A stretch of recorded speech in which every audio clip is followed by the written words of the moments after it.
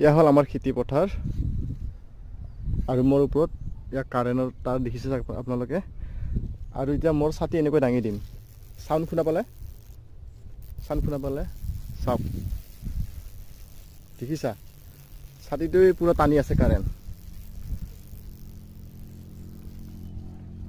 ওপৰত দাঙিলে এনেকৈ সাউন্ড হ'ব তো এইটো হ'ল কাৰেণ্ট চাওক পুৰা জ্বলি যাব এইটো যদি মই এনেকৈ ৰাখিব লাগিব ভয় লগা দৃশ্য দেই ইয়াৰ খেতি পথাৰৰ মাজেৰে এনেকুৱা বৈদ্যুতিক তাৰ লৈ গৈছে বহুত ভোল্টেজ বহুত হাজাৰ ভোল্টেজ আৰু এতিয়া মই ছাতি এনেকৈ যাব নোৱাৰো এতিয়া এই ৰাস্তাৰে পুৰা জ্বলি যাব সাউন্ড এনেকৈ দেখিছা না বাপ ৰে বাপ কি বিয়া বস্তু লৈ গৈছে ৰে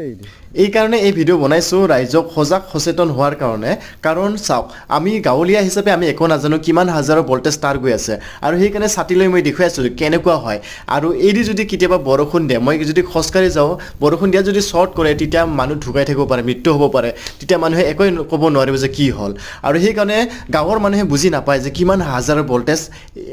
এই ওপৰেৰে মানে খেতি পথাৰৰ ওপৰেৰে গৈছে আৰু খেতিয়কক 1 টকাও নিদিয়াকৈ এনেকৈ লৈ গৈছে চাওক কি কৰা যায় আপোনালোকে ক'ব